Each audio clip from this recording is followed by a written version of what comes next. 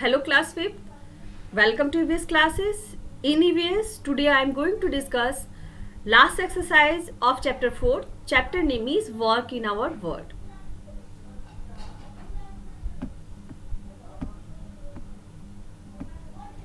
Last exercise, exercise D.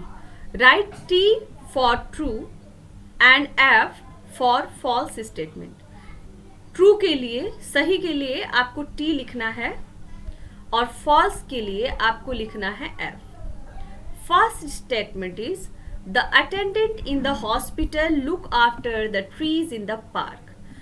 The attendant जो परिचारक होते हैं हॉस्पिटल्स में, वो लुक आफ्टर मतलब देखभाल करते हैं, ट्रीज मतलब पेड़ों की, इन द पार्क बागीचे में. हॉस्पिटल में जो परिचारक होते हैं, अटेंडेंट होते हैं, वो बागीचे के पेड़ों की देखभाल करते हैं. तो ये फॉल्स स्टेटमेंट है.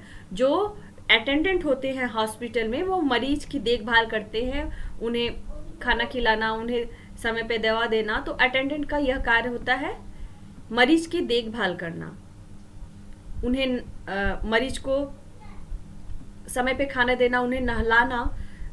तो उनका कार्य पेड़ों की देखभाल करना नहीं होता है, मरीज की देखभाल करना होता है. तो ये रॉन्ग लिखा हुआ है, फॉल्स है.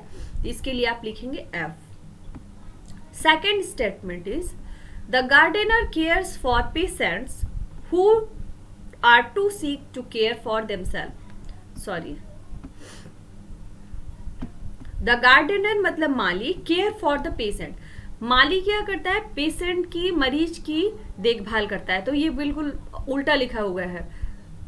माली जो है वो पेशेंट का केयर नहीं करता, गार्डन का केयर करता है. गार्डनर जो है वो गार्डन का केयर करता है, पेड़ पौधों का केयर करता है. हु आर टू सिक जो बहुत बीमार हैं, एंड केयर फॉर देमसेल्फ अपनी देखभाल नहीं कर सकते हैं. तो ये भी रॉन्ग लिखा हुआ है. Gardener cares trees not sick person.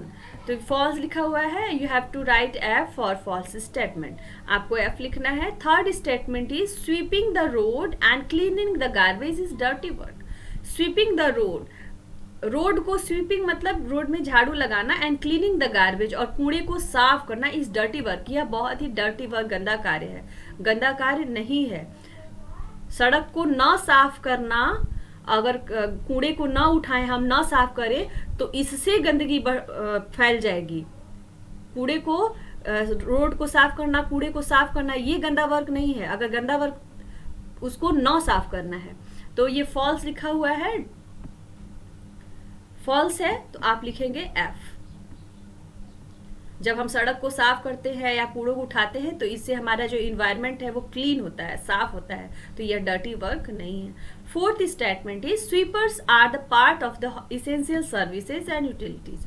जो स्वीपर्स होते हैं, जो सफाई कर्मी होते हैं, आर पार्ट ऑफ द, वे एक अंग होते हैं इसेंशियल सर्विस और यूटिलिटीज. एक आवश्यक सेवा और उपयोगी, एक आवश्यक और उपयोगी सेवा का अंग होते हैं स्वीपर्स. तो ये राइट है. स्वीपर्स का काम बहुत इंपॉर्टेंस रखता है. अगर स्वीपर्स ना आए तो चारों तरफ जो है वो गंदगी फैल जाएगी. गंदगी की वजह से बहुत सारे बैक्टीरिया उत्पन्न होंगे और इससे हम बीमार पड़ जाएंगे. तो स्वीपर्स एक जरूरी काम का हिस्सा है. स्वीपर्स जो है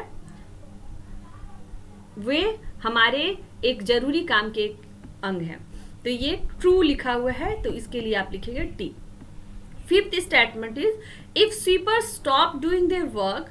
यदि स्वीपर्स जो सफाई कर्मी है, स्टॉप मतलब रोक दें, डूइंग देयर वर्क अपना काम करना, यदि स्वीपर्स अपना काम करना छोड़ दें, it will not make any difference in our lifes. It will not make, यह नहीं बनाएगा, एनी डिफरेंस मतलब कोई अंतर,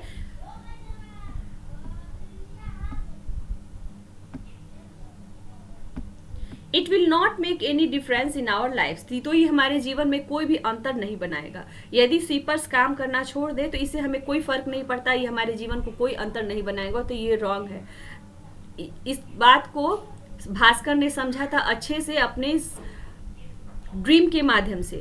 ड्रीम में जब उसने सपना देखा तो उसको समझ में आ गया कि स्वीपर्स का काम कितना इंपॉर्टेंट है. अगर स्वीपर्स ना हो तो हमारे जीवन कितना खराब हो जाएगा. तो ये लिखा हुआ है कि हमें कोई फर्क नहीं पड़ता अगर स्वीपर्स अपना काम करना छोड़ दें. तो ये फॉल्स लिखा हुआ है, गलत लिखा हुआ है. तो आप लिखेंगे एफ. लर्निंग बाय डूइंग, इसमें क्या करना है? Right play in which all the neighbourhood workers stop working, so what happens. एक आपको एक नाटक लिखना है, जिस तरह से भास्कर का लिखा हुआ था, भास्कर का ड्रीम लिखा हुआ था, उसी तरह से आपको एक नाटक लिखना है विच ऑल द इन विच, जिसमें ऑल द नेबरहुड वर्कर, जितने पड़ोस में काम करने वाले जो वर्कर्स हैं स्टॉप वर्किंग, काम करना छोड़ देते हैं। सो व्हाट हैपेंस, तो फिर क्या घटित होगा।